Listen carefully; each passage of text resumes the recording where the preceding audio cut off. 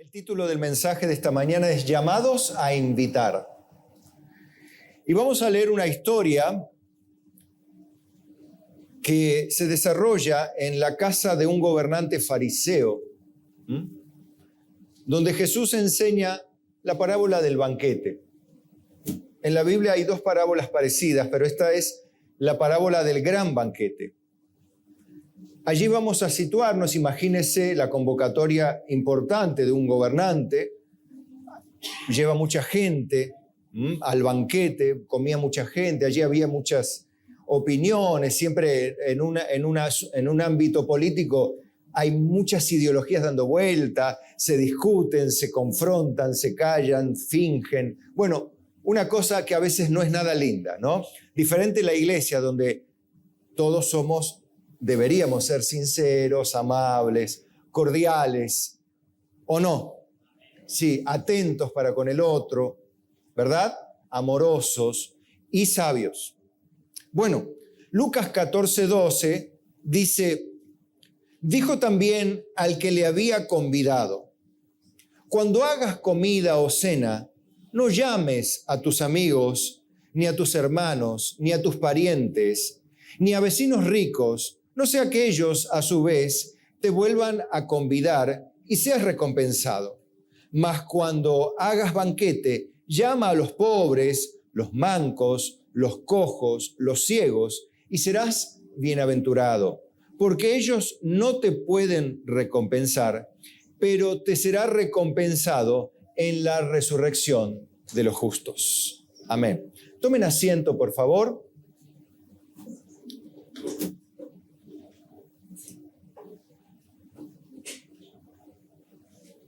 Bueno, recuerden que acá Jesús, antes de enseñar esto, le había enseñado, porque estaban también allí en una cena, que los convidados tenían lugares especiales. Sí, como eran las costumbres de aquella época, en las bodas o en las reuniones políticas o sociales, había lugares especiales para gente especial. Llámese gente especial con un mayor cargo público, una mayor reputación o gente de dinero a la cual se la honraba. Quizá no es lo que se debiera, como hoy tampoco se hace lo que se debiera, honrando a personas que no merecen honra y deshonrando al justo, ¿sí? O dando lugar al injusto, sí, y dando o poniendo en deshonra al justo. En realidad debería ser como la Biblia nos enseña. Pero bueno, en todos lados pasa lo mismo. Pero Jesús estaba ahí, en medio de la gente que no era como debería ser, como nosotros.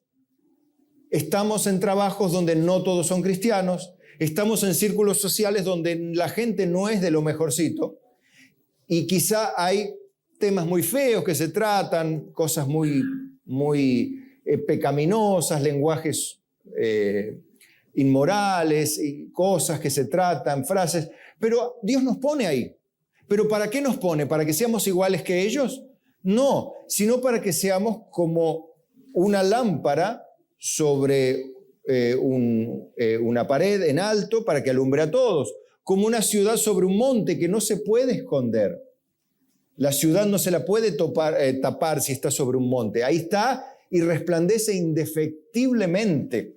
Bueno, así quiero que sepas que tu vida, hermano, si verdaderamente naciste de nuevo, si sos una persona que Cristo ha perdonado sus pecados y está caminando en vida nueva y tratando de vivir en santidad, pero tu alma ya ha sido regenerada y luchando contra el pecado y aborreciendo el pecado y amando la justicia, naturalmente, como cualquier cristiano, superando los escollos, las dificultades, los desalientos, pero en una condición de salvación. Quiero decirte desde ya que no solo vos sos el responsable de dar testimonio con tus palabras y tus hechos, sino que el Espíritu Santo, dice la Biblia, da testimonio también Él, conjuntamente con nosotros. En un tiempo lo hacía con señales, pero también lo hacía de manera invisible e indetectable, si se quiere, en los corazones de los que están alrededor tuyo. Es una obra, la Biblia enseña esto y no es nada raro, es así. Por eso es que hay algo diferente cuando hay una persona que es de un reino diferente. Cuando vos como reino representante del reino de la luz estás en un lugar donde hay gente impía, allí no solamente vos das testimonio, sino el Espíritu Santo está dando testimonio con vos. Entonces vos debés orar: Señor, yo te ruego que intervengas donde voy, allí que tu Espíritu Santo esté convenciendo de quién es Cristo, de quién soy yo en ti. ¿De qué hago acá? ¿Por qué vivo como vivo? Y que convenzas de culpa, justicia y juicio a los que están, para que me pregunten, y cuando me pregunten, Señor, dame sabiduría para responderle las palabras que los llevarán a una relación salvadora contigo. Que de alguna manera los pueda conducir de la religión a la salvación, del evangelicalismo moderno y práctico al compromiso real de vida eterna con Jesucristo. Esa debe ser su oración. Las palabras después y que todo va a estar bien, también puedes decirlo, porque en realidad con Cristo siempre vamos a estar bien, aunque estemos amenazados de muerte. Porque después de todo, si nos quitan la vida, no pueden hacer más que eso, dijo el Señor. Por lo tanto, no temáis, dijo el Señor, ¿verdad? Así que, contentos, vamos con eso. Y ahí estaba Jesús, en esa reunión, donde había un gobernante fariseo. Y le dice el Señor, enseñando por supuesto él, cuando hagas un banquete, le dice, no quiere decir literalmente no invites a nadie que sea tu amigo, tu hermano, tu familia, tu pariente, tus vecinos ricos. No le está diciendo no hagas eso. Está diciéndole, pero pastor, ahí dice eso. Lo que pasa es que es una manera en el lenguaje antiguo, es una manera de decir que en vez de dedicarte a esperar que los que invites te inviten a vos, dedícate a invitar a gente en realidad también que no tenga nada con qué devolverte, porque te aseguro que hay una bendición especial para vos cuando tu vida ya esté en perfecta comunión en un cuerpo resucitado. Esto es parte de la herencia incontaminada, inmarcesible, reservada a los cielos para nosotros, la recompensa de nuestras buenas obras. ¿Es cierto que el justo será recompensado en la tierra? Sí.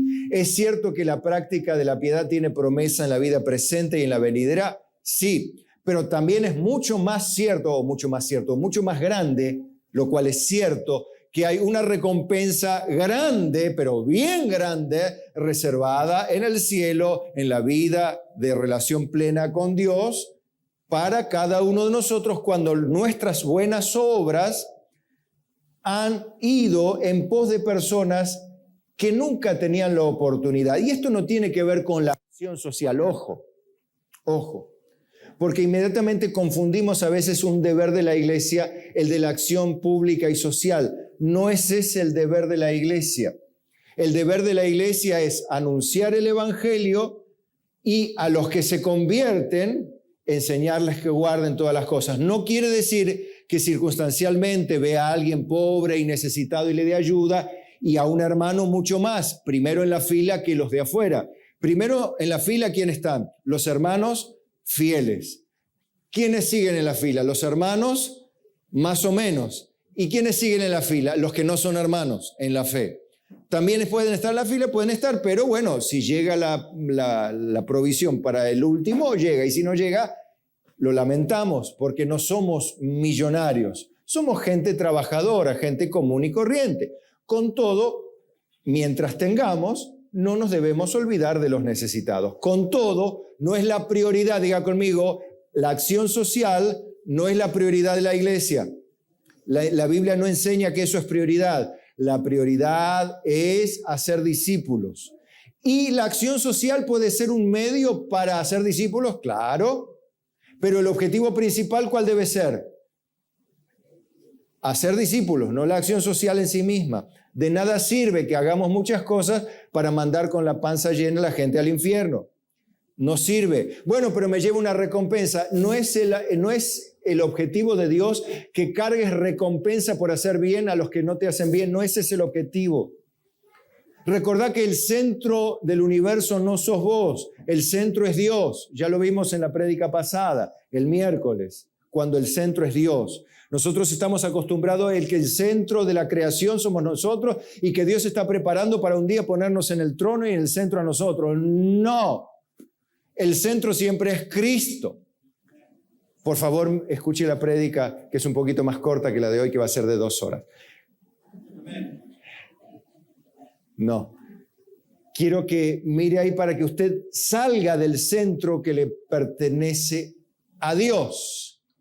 A Dios. Ahí tiene que estar Él. Y nosotros, y el universo fue creado para su gloria, no para que lo disfrutemos nosotros. Pero lo disfrutamos nosotros, claro, y si las cosas que Dios hace son buenas y en gran manera buenas. Y las disfrutamos, claro. Dios nos da la riqueza en abundancia para que las disfrutemos. Pero eso no nos convierte en el centro. El centro es Cristo, no nosotros. ¿Sí? Háganle caso a la pastora Susi cuando repite, porque hace muchos cultos que yo la veo hablando de estar en Cristo, del centro es Cristo, y que no pase desapercibido esa frase porque es central. ¿Sí? Bueno, entonces, ahora partiendo de esto, porque venía enseñando con el tema de los primeros lugares, con el ponerse al frente de todos para que todos te aplaudan, cuidado con eso porque eso es vanidad, dice el Señor. No, es más, y aprovecha el Señor para enseñar algo, porque el que se humilla será exaltado y el que se exalta será humillado. Usó eso de ponerse ahí a hacer posiciones de vanidad para enseñar un principio espiritual. Aquí otra vez habla del banquete, no para enseñar el tema del banquete, sino de la acción social, sino para hablar de prioridades y no olvidarse de que a través, la parábola que voy a enseñar ahora, tiene que ver con lo que Dios muchas veces hace en comparación con o en relación con la perspectiva que nosotros tenemos, que suponemos que debería ser así. Ahora les voy a explicar a qué me estoy refiriendo. Y oyendo, verso 15, esto uno de los que estaban sentados con él en la mesa, le dijo, bienaventurado el que coma pan en el reino de Dios. Claro, al hablar del reino de Dios, dijo, feliz de aquel que esté ahí. Bueno, entonces el Señor, en vez de decirle, sí, amén, amén, como decimos nosotros, que está bien, no está mal, el Señor que aprovecha cuando Él dice una frase que tiene gran parte de verdad, que en realidad es verdad, bienaventurado el que tiene derecho y parte. ¿No lo dice en Apocalipsis? Dice, bienaventurado aquel que está escrito en el libro de la vida, ¿no? Que tendrá derecho a comer del árbol de la vida, ¿no? Bienaventurado. A los llamados, ¿no? Realmente bienaventurados, ¿no? Realmente bienaventurados. Entonces, si usted siente que es bienaventurado por haber sido llamado y escogido desde antes de la fundación del mundo y ha sido transformado y ahora camina en vida nueva, en novedad de vida y sus pensamientos, objetivos y acciones son propias de una nueva naturaleza interior, es bienaventurado. Dele gracias a Dios por eso, porque usted no se lo mereció, hermano. No lo mereció eso. Usted no lo ganó eso, lo ganó Cristo para usted y hoy está sentadito usted acá mientras otros hoy están caminando rumbo a la perdición y usted está sentadito acá sin ser mejor de aquel que está caminando rumbo a la perdición. ¿Se da cuenta? ¿Se da cuenta? ¿Y por qué Dios ha sido bueno conmigo? Porque Él es bueno con quien quiere ser bueno. Tendré misericordia del que tendré misericordia y me compadeceré de aquel que me quiera compadecer, punto. Bueno, pero no entiendo. Dale gracias a Dios más vale y empezá a hacer lo más que puedas para invitar a las personas a que vengan a las bodas del Cordero. Invitá a cuantos más puedan para que escuchen de alguna manera y reciban lo que vos has recibido, el privilegio no merecido de estar sentado en las bodas del Cordero un día en la presencia de Dios.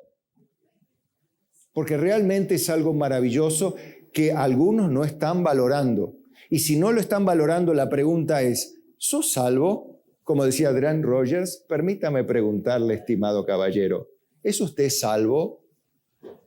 Estimado joven, estimada jovencita, ¿es usted salva? Decía Adrian Rogers. ¿No? La pregunta siempre estará allí, porque es necesario que atendamos con diligencia este punto, porque es absolutamente esencial.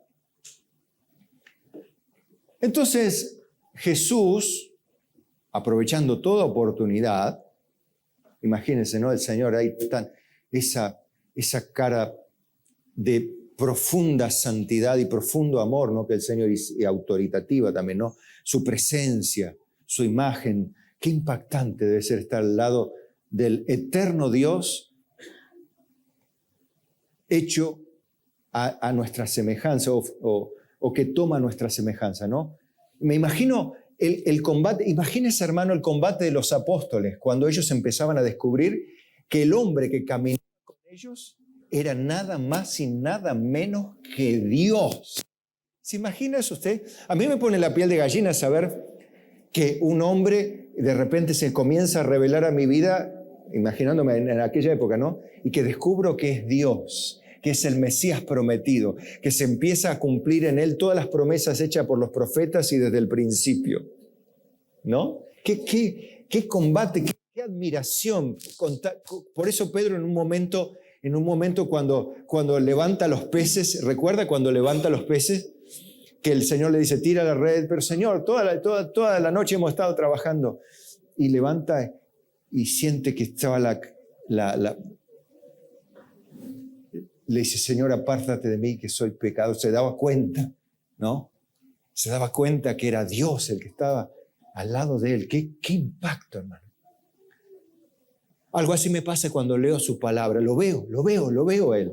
No lo estoy viendo físicamente, pero su palabra es la expresión absolutamente congruente, verbal, de su realidad espiritual y física. Es su palabra.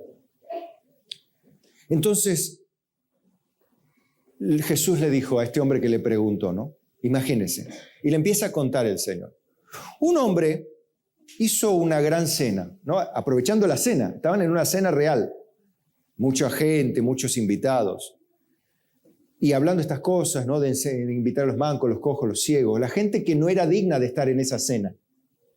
Ahí va el punto. No era porque eran pobres, cojos, mancos, lisiados, o porque eran gente, sino porque, según la cultura de los judíos de aquella época, como hoy a veces pensamos que hay gente no digna de estar en la iglesia. ¿Cómo el pastor permite que esté fulano? Como si yo fuese un policía, ¿no? De decirle, usted tenga la amabilidad de retirarse o voy a llevarlo preso.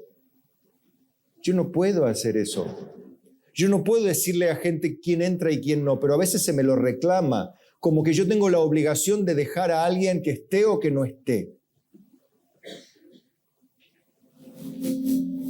Bueno, en aquella época, los religiosos, el fariseo y la gente que se junta con los fariseos, tenía también su componente religioso importante. Ellos creían que los cojos, los mancos, los ciegos, no eran dignos de estar ahí porque en alguna medida estaban así por sus pecados.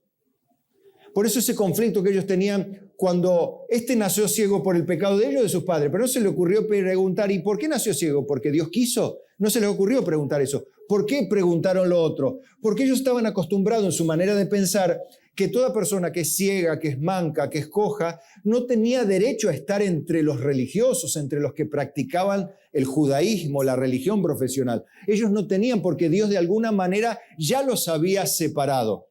Y hoy, hermanos queridos, hay también en nuestro medio, de alguna manera, esta especie de mentalidad que decimos, no, fulano no debería trabajar en la obra de Dios.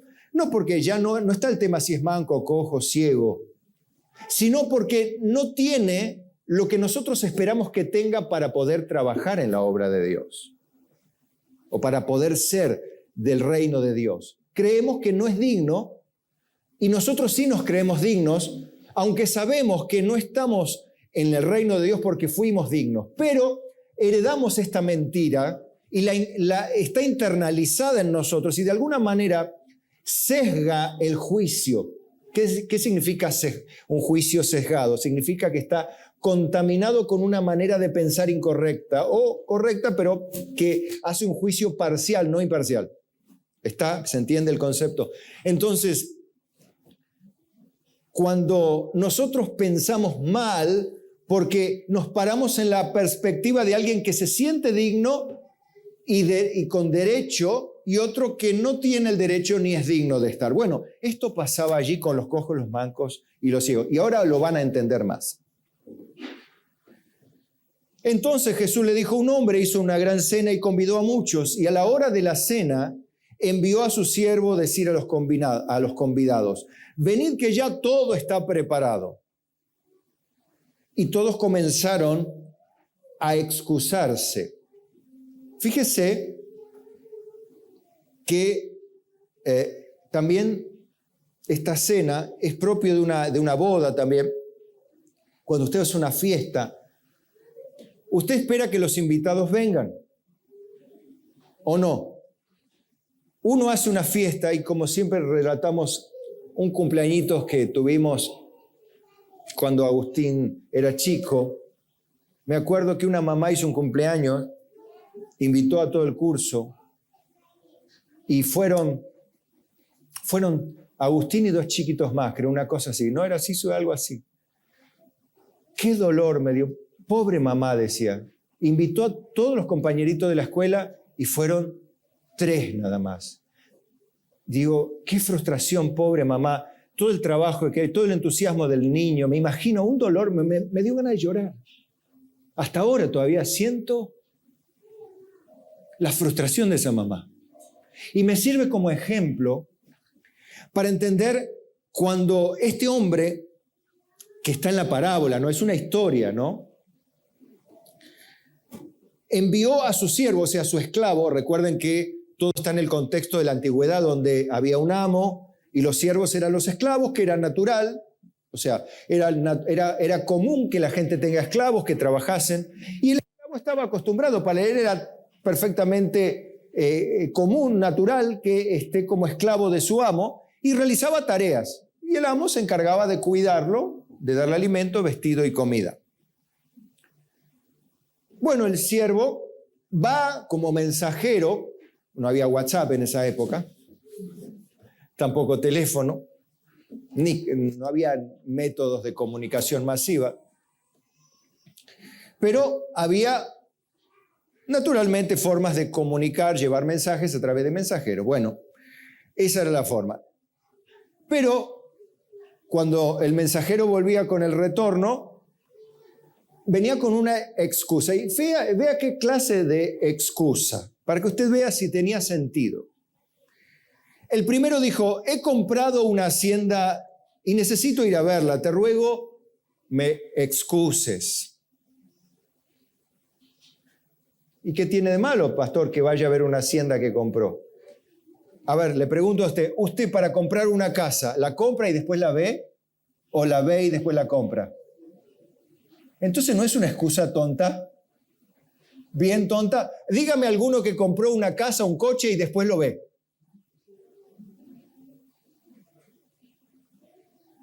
Bueno, pero había confianza. ¿Quién le dijo que había confianza? ¿Que no había ladrones, no había mentirosos, no había estafadores, no había traidores antes o sí? ¿O el pecado era menos antes que ahora? El pecado siempre era pecado, la mentira siempre era mentira. Y la excusa tonta también siempre, ¿no? Estuvo. Bueno, te ruego que me excuses. Una excusa tonta. Otro dijo, he comprado 5 yuntas de bueyes y voy a probarlos, te ruego que me excuses. ¿Usted compra un auto, un caballo y lo prueba después? ¿O lo prueba antes y después lo compra? Otra excusa tonta. ¿Qué costumbre la gente excusarse con cosas tontas? Se está pareciendo a nosotros.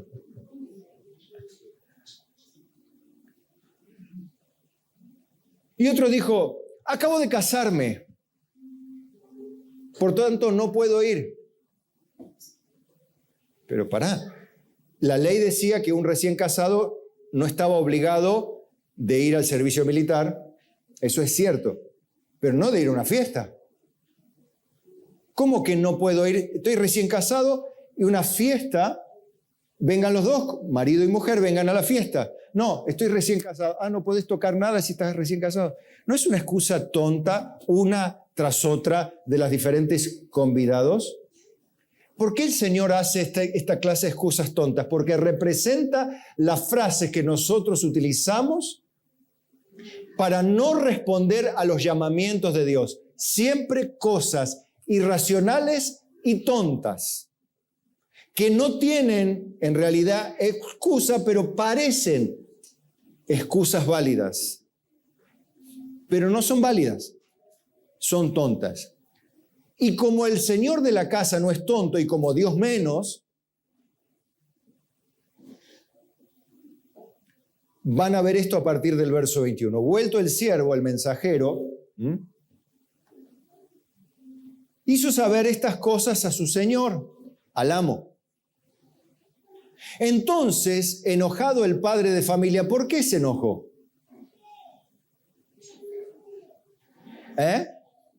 ¿Por qué? ¿Porque no podía venir la gente? ¿Porque estaba con razones de fuerza mayor? No. ¿Cuáles eran las razones? Mentiras. No querían venir.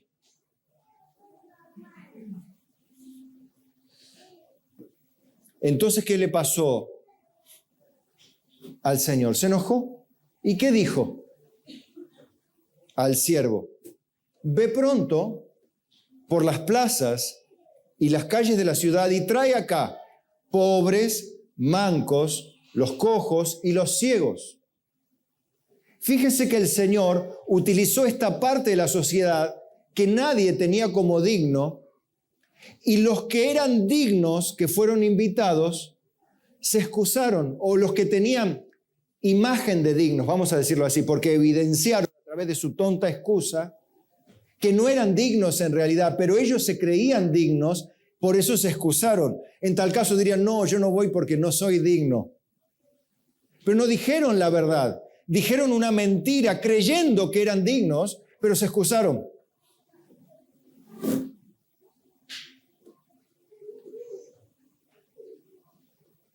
Entonces, viene otra vez el siervo, después de realizar la tarea, de ir a quienes, a la gente que nadie creía digna, porque ahí está el tema, no en una cuestión social, de acción social o de ayuda social, sino una cuestión de dignidad o no. Ahí por ahí viene la parábola, ¿se entiende? Entonces, el Señor, me imagino con su cara seria, le dice al siervo, al esclavo, vaya, y vaya por las plazas, por los caminos, por todos lados, y vaya, traiga cojos, mancos, ciegos, aquellos que nadie da 2 pesos por ellos, y vengan todos a la fiesta. Y dijo el Señor, se ha hecho como mandaste, Señor, y aún hay lugar. Dijo el Señor al siervo, ve por los caminos y por los vallados y fuérzalos a entrar. ¿Para qué? Para que se llene mi casa.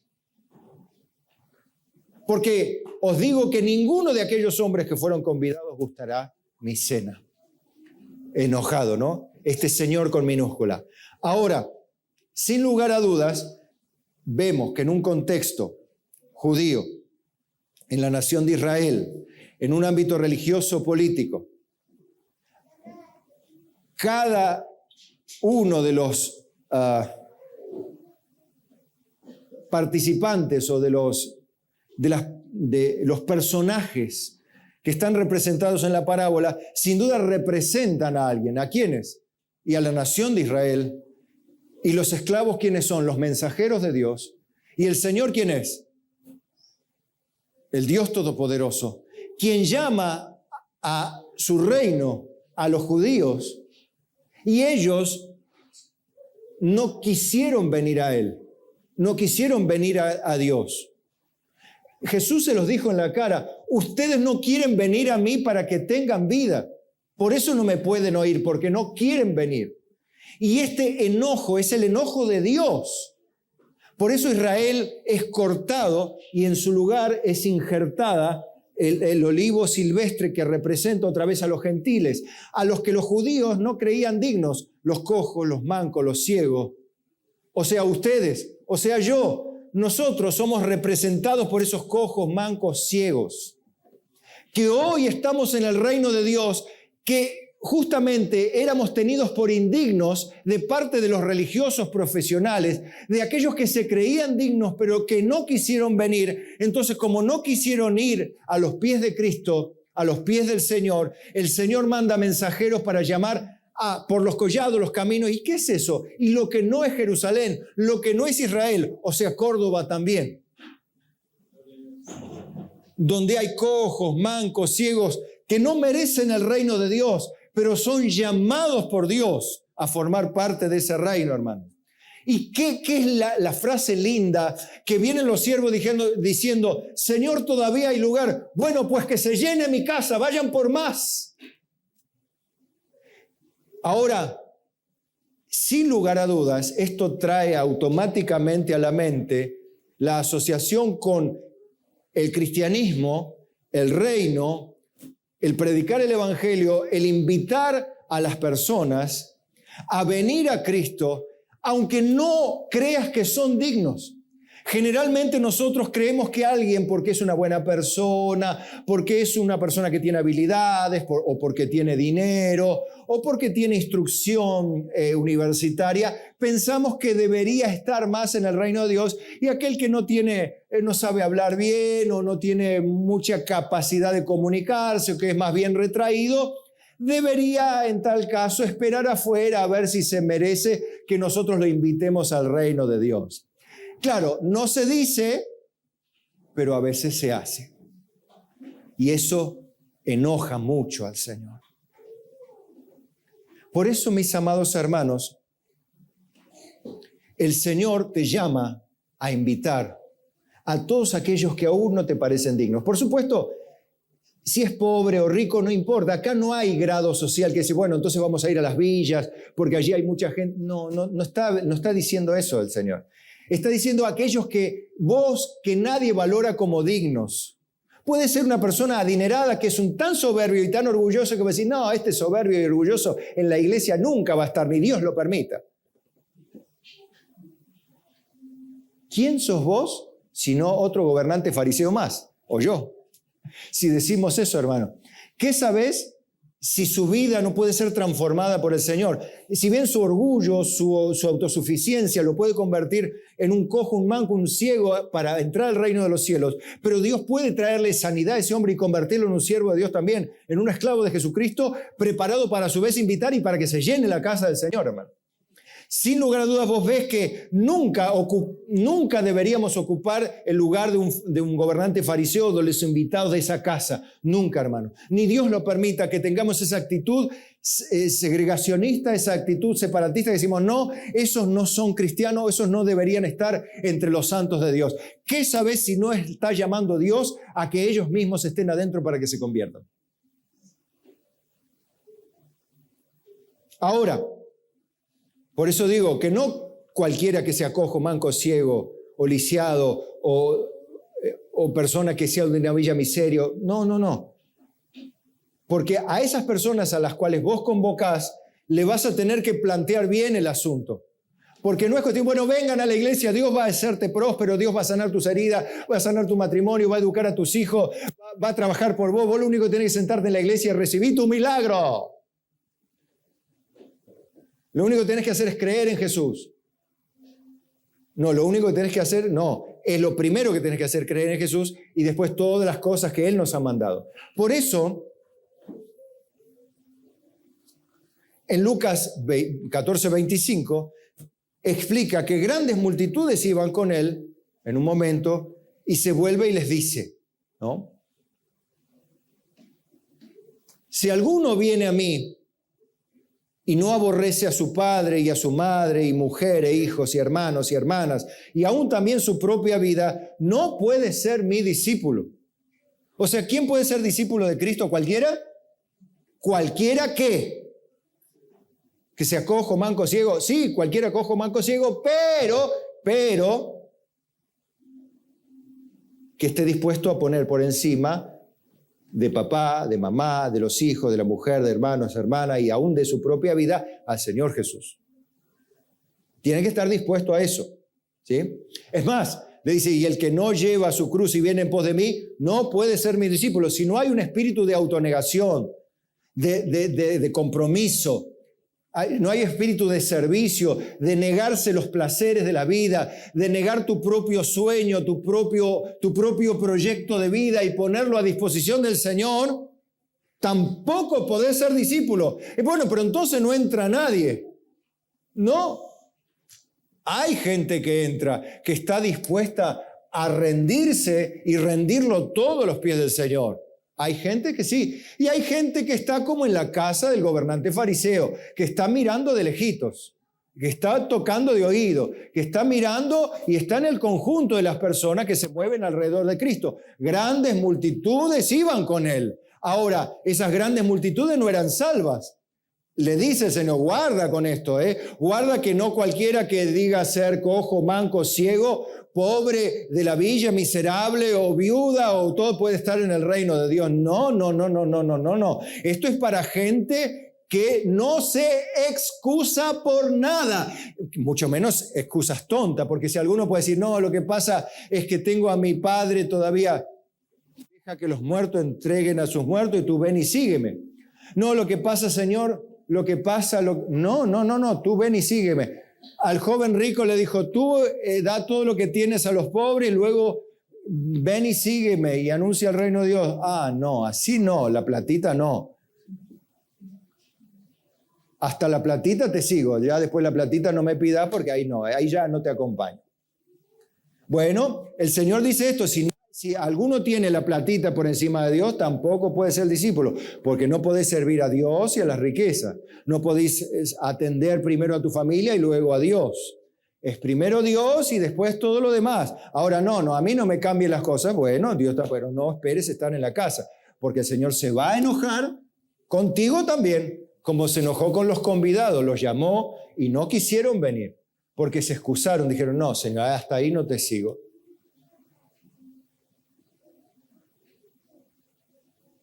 Por eso, les hace reaccionar en una reflexión y en un cálculo. Y esto es lo que un llamado como vos a invitar a otros también le debe hacer saber, porque las personas vienen a la iglesia buscando algo. No a alguien, sino algo. Y cuando ese algo no lo encuentran, se cansan de la religión. Se cansan de lo divertida que es la alabanza en la iglesia, se cansan. Se cansan de lo entretenido de las actividades, se cansan. Se cansan los jóvenes, los adolescentes, se cansan. Llega un momento que se cansan de las actividades propias. ¿Por qué? Porque ellos buscan una actividad, no a Cristo. Los grandes buscan un milagro, una solución para su matrimonio, para su trabajo o para su salud, pero no a Cristo, primeramente. No quiere decir que Dios no pueda hacer un milagro financiero, un milagro en su salud, un milagro en su relación matrimonial o un milagro en la relación con sus hijos. Dios lo puede hacer, Dios puede inclinar el corazón para un lado, para el otro de alguien. Pero eso no es lo que primero va a hacer el Señor. Lo que primero va a hacer el Señor, si es que lo va a hacer, es salvar a la persona que viene a Él, que fue convidada, que no era digna según los criterios de la mayoría. No, eso para qué el reino de Dios, reinar con Cristo, ¿quién? ¿Fulano? No, si es un orgulloso de primera. O si el fulano se cree no sé quién es, un cojo, un manco, un ciego, que ningún cristiano, supuestamente cristiano, le da valor. Pero Dios dijo que se llene mi casa de esa gente que está dispuesto a negarlo todo, a darlo todo. Y qué satisfacción me da cuando veo que hay personas como entre nosotros que dicen, pastor, mi vida yo ya la entregué a Cristo, yo no tengo otra cosa en esta vida, en este mundo. Yo me quiero casar, yo quiero esto, pero yo quiero a Cristo. Yo quiero que Dios me diga, Dios me muestre y me ponga a tu lado a trabajar para sembrar la palabra y el reino de Cristo, porque yo quiero que se llene tu casa, Señor. Yo quiero ser como esos siervos que digan, Señor, todavía hay lugar. Entonces vayan y fuércelos a entrar. ¿Qué significa fuércelos a entrar? Que claro, que hagan un esfuerzo y que haya una especie de tarea de convencer, no a la fuerza, sino de persuadir, forzar la convicción a través de la persuasión, no a través del revólver o a través de, se entiende, ¿no? A través de la fuerza, se entiende, sino a través de la persuasión firme. Y a veces la persuasión firme tiene que ver con la realidad esta de que ninguno puede ser discípulo del Señor. No, pero yo vengo a la iglesia, yo me bauticé. Ahora, ¿sí te bautizaste? ¿Hiciste la oración de fe? Sí. ¿Y sos siervo de Dios? O sea, está antes que tu padre, tu madre, tu hermana, tu padre, tu hijo, tu hija, tu negocio, tu tierra, tu salario. ¿Está antes el Señor? Bueno, olvídate si no. Ponete a pensar, porque ser del reino de Dios no es para cualquiera. ¿Por qué? Porque le dice, ¿Quién de vosotros, verso 28, queriendo edificar una torre, no se sienta primero y calcula los gastos a ver si tiene lo que necesita para acabarla? Usted cuando va a hacer una habitación o algo, ¿qué dice? Bueno, vamos a comprar 20 ladrillos. Con el aguinaldo, por ejemplo. Vamos a comprar 20 ladrillos, una bolsa de cemento y 2 de cal y un poco de arena. Y después Dios dirá, y queda el tabique ahí 20 años después. ¿Vio eso? Qué feo que es. Dice, mirá, hizo los tabiques, eso, ahí quedó la casa, está llena de moho, verde los ladrillos, todos rotos, lo han agarrado a pedrada los chicos de la calle, se han llevado los marcos. Bueno, vio esas casas así que están dejadas a media. Dice, pobre gente, dice, que le da lástima otra vez. Bueno, el Señor dice esto mismo. ¿Cómo si quiere edificar una casa? Primero no se sienta a ver si puede con los gastos, dice. No sea que después que haya puesto el cimiento y no pueda acabarla, todos los que le habían comiencen a hacerle burla de, mirá, no piensan nada, ¿no? No sé dónde tiene la cabeza. Quiere hacer una casa con 20 ladrillos. ¿Qué vio la película de los tres chanchitos? No sé.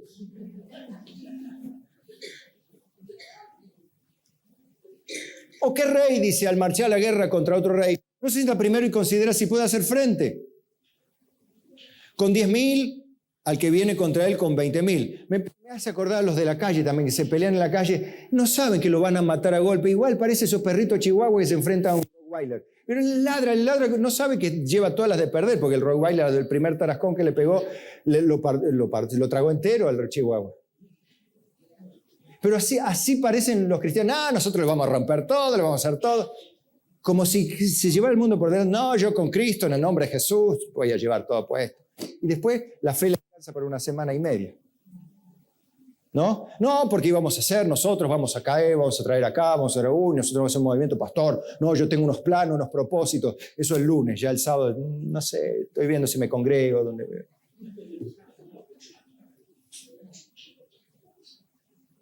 Eso es.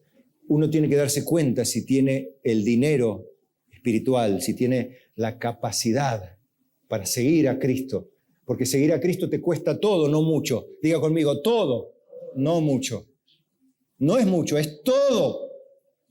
Y la gente no está dispuesto a todo. Está dispuesto a hacer un esfuerzo, pero no todo, no me pidas todo.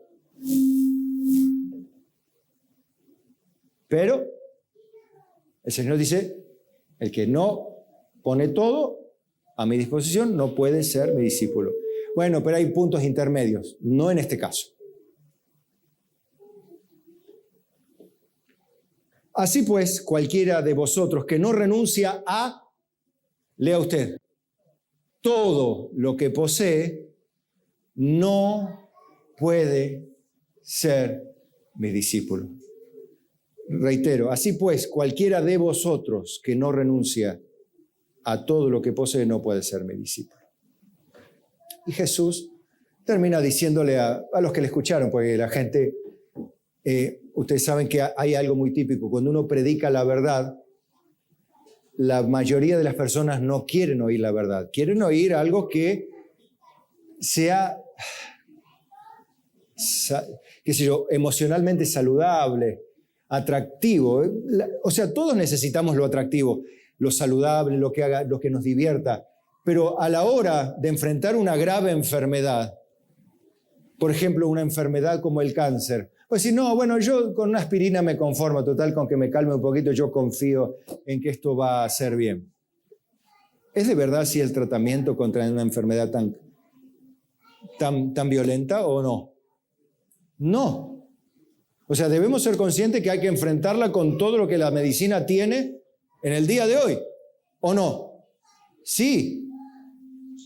Debemos ser conscientes de eso, hermano. Hay que ponerle todo para vencer esa enfermedad. Así, nosotros de la misma manera tenemos que poner todo para vencer los obstáculos de la vida, y Jesús quiere que nosotros venzamos inclusive hasta la muerte. Hasta la muerte quiere que venzamos. No que venzamos un problemita, sino la muerte, pero por medio de Él y para Él. Diga conmigo, y para Él. No para vos, sino para Él, para su gloria. Amén. Porque el mensaje de verdad es el que trae la verdadera sanidad contra la muerte espiritual. Otra vez, yo puedo tener acción social, ser solidario, y no está mal, yo no condeno eso, pero poner la fe en que eso hará que la persona venga a Cristo no es bíblico ni teológicamente correcto, porque lo que hace venir a Cristo a una persona es el Espíritu Santo, no tu obra, no mi carácter, mi palabra, mi predicación, sino la obra sobrenatural y soberana del Espíritu Santo de Dios. ¿Yo debo hacer todo lo posible? Sí. ¿Sirve para algo? No. Pero entonces si no sirve para nada, ¿para qué lo hago? Porque es tú y mi responsabilidad. Fin de la discusión. Bueno, pero si no sirve para nada, entonces ¿para qué lo hago? ¿Querés altercar con Dios que te mandó a cumplir una responsabilidad? ¿Altercarías con Dios? Señor, ¿para qué estamos haciendo? Y el Señor, ¿qué te va a decir? Váyase a su trabajo, callado la boca. ¡Vamos! Uno va a decir así al Señor. Si yo te digo que es blanco, y si yo te digo trabajá, trabajá, si yo te digo hacelo, hacelo, porque yo soy Dios y vos sos un piojo. ¿O no? Entonces, si yo soy Dios, confía en mí, porque lo que yo hago a través tuyo es lo que yo quiero hacer que se haga. Confía en mí y haz tu trabajo. Sos así recién siervo inútil. ¿Por qué siervo inútil? Porque tu trabajo es el de siervo, pero no sirve para nada. Pero eso recién ¿cuándo? Cuando hagamos todo lo que el Señor nos mandó. ¿Cómo somos? Siervos inútiles. ¿Por qué siervos inútiles? Porque estamos sirviendo, pero nuestro trabajo es inútil para salvar a alguien. Porque nuestro trabajo es el canal a través del cual Dios hace su soberana obra de salvación, a través del cual comunica el mensaje. No baja Cristo a predicar el Evangelio, ya lo hizo cuando Él vino a formar su iglesia, a fundar la iglesia. El fundamento, los apóstoles, el resto del fundamento, y nosotros somos piedras vivas arriba de ese fundamento. Yo edificaré mi iglesia y las puertas del Hades no prevalecerán contra ella. Pero ¿quién edificará la iglesia? Cristo. El que comenzó la buena obra en vosotros la perfeccionará hasta el día de Jesucristo. Es Él el que hace la obra. Y nosotros que somos colaboradores de Dios. Dios es el arquitecto, el perito arquitecto. Bien. ¿Usted puede entender esto? Entonces, usted es lo que dice el verso 34. Buena es la sal, mas si la sal se hiciera insípida, ¿con qué se sazonará? Ni para la tierra ni para el muladar es útil. La arrojan fuera. El que tiene oídos para oír, oiga. ¿Qué significa esto?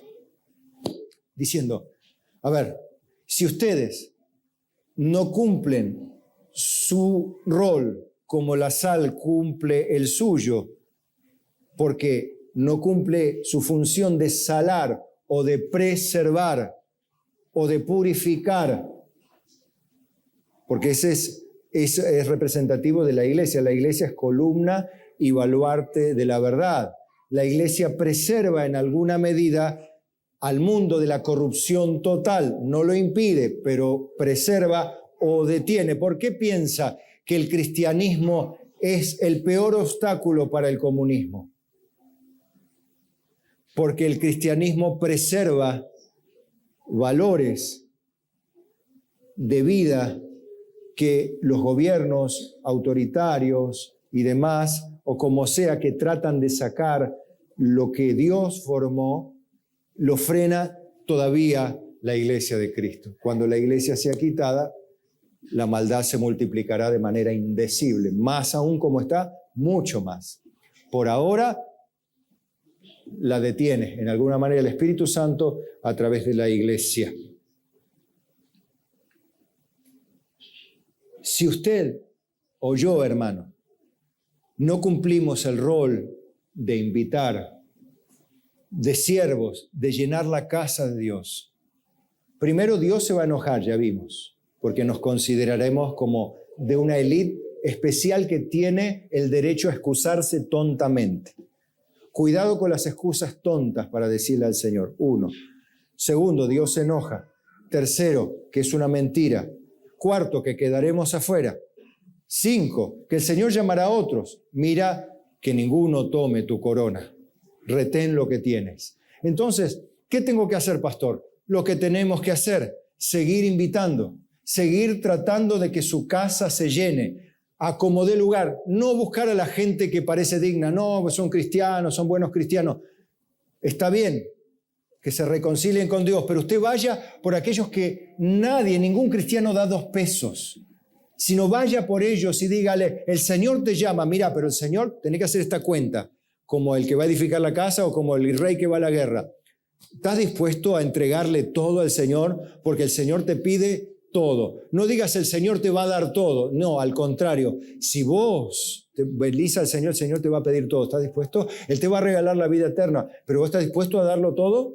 Porque generalmente nosotros decimos, vení a la iglesia, vas a recibir todo. Y es al revés. Es al revés, hermano. No vas a recibir todo. Por ahí hasta perderlo todo. Por eso la gente se frustra, por eso la gente se cansa de la religión, porque le prometieron tanto que después llega un momento que no recibió nada de todo lo que prometieron. Es más, perdió parte porque se metió con los loquitos evangélicos. Perdió parte de los privilegios y dice, no, esto no es para mí, yo me vuelvo a lo mío, a lo que era. Entonces, quiero que vea un ejemplo último de cómo le pasó lo mismo a los apóstoles. Sígame a Hechos capítulo 5, verso 17. Cuando los apóstoles son arrestados y libertados después en Jerusalén, ¿recuerda? Mire,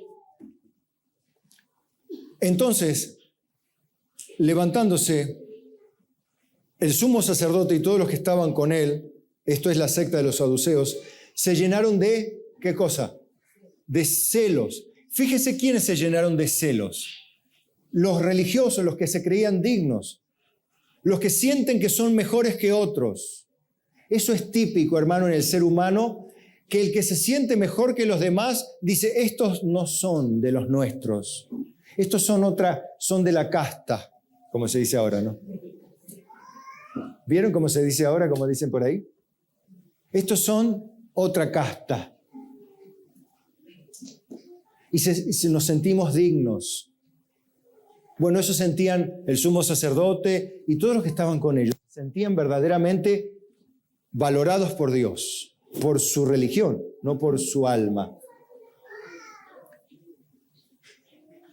Y echaron mano de los apóstoles y los pusieron en la cárcel pública. Mas un ángel del Señor, abriendo de noche las puertas de la cárcel y sacándolos, dijo, id y puestos en pie en el templo, fíjense dónde les hace ir a predicar. ¿A dónde? Al templo. ¿Pero por qué no van por las calles y las casas? Al templo. Señor, mándanos a lo de Coca, aunque sea primero. No, al templo les manda a predicar. ¿Qué? ¿Qué les manda a predicar? ¿Cuántas palabras? Todas las palabras de esta vida. Inclusive diría yo, Juan 14, 25 en adelante, por decirlo así, ¿no? Usted me entiende, ¿no? Diciéndole, guarda, no le escondas nada a la gente que le predicas el Evangelio, que le va a costar todo. Que el Evangelio, Dios te pide todo, todo, no retengas nada.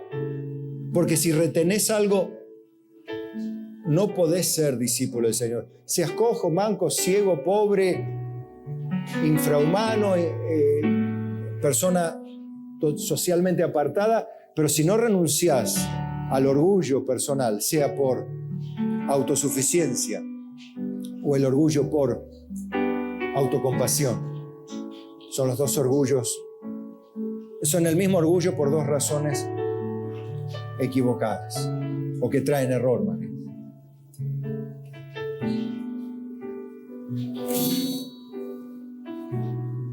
Id, le dice los ángeles, y puestos en pie en el templo, anunciad al pueblo, o sea, ahí a todos, las palabras de esta vida. Y convinieron con él, dice el verso 40, después de que los largaron y se enojaron mucho, ¿no?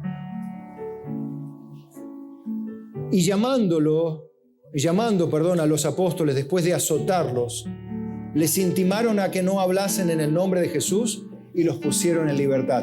Esto los traumó. ¿Por qué? Porque habían sido puestos en libertad de una manera sobrenatural, porque ellos salieron de la cárcel no porque violentaron la reja, sino porque los ángeles del Señor les abrieron toda la cerradura y le dijeron: muchacho, a su trabajo.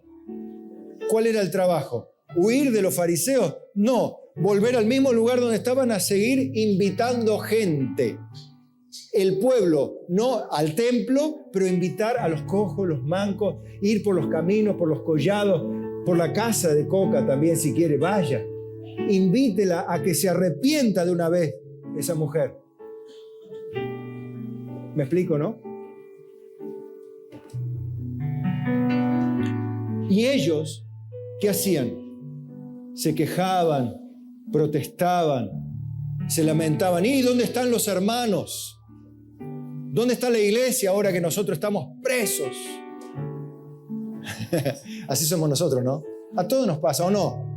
A ver, los buenos dicen amén. A todos nos pasa. Vamos. Y ellos salieron de la presencia del Señor gozosos de haber sido tenidos por dignos de padecer afrenta, no dignos de ser honrados, sino dignos de padecer afrenta, pero por causa del nombre de Jesucristo. Hermano, cuando de su pastor te hablen peste, cuando hablen de mí, si vos sabés quién soy, no te pongas triste. Estamos padeciendo afrenta por causa de Cristo. Porque yo les inventé otra cosa que la Biblia, les estoy leyendo otra cosa. No, les estoy leyendo la Biblia y se las estoy explicando. No invento nada, no estoy prometiendo nada. Le estoy diciendo lo que Dios dice, punto. Y lo que tenemos que hacer, punto. Entonces usted, cuando no se avergüence, como Pablo decía, no se avergüencen de mis cadenas. Yo no estoy en cadenas, gracias a Dios, pero usted no se avergüence de mí. Porque Dios siempre va a encontrar enemigos en todos aquellos que no aceptan su palabra. ¿Y ellos qué hacían? Contentos de haber sido considerados enemigos de los criteriosos, de los intelectuales, de los que tenían reputación de ser de Dios, de los que creían que eran de Dios, que estaban en el centro de la voluntad del Todopoderoso. ¿Y ellos dónde estaban? Al margen. ¿Dónde se reunían? En el pórtico de Salomón. ¿Dónde se reúnen? En Tolosa. Al 2300. ¿Dónde es? No sé, donde el diablo perdió el poncho a la vuelta. Ahí se reúnen. Usted no tenga vergüenza. Glorifique a Dios por ello. Y todos los días. En el templo, ahí va. Y por las casas. No cesaban de enseñar y predicar a Jesucristo. Como el Señor enojado dijo: bien, vinieron todos estos, vayan de vuelta y que se llene mi casa. Amén. Fin del mensaje.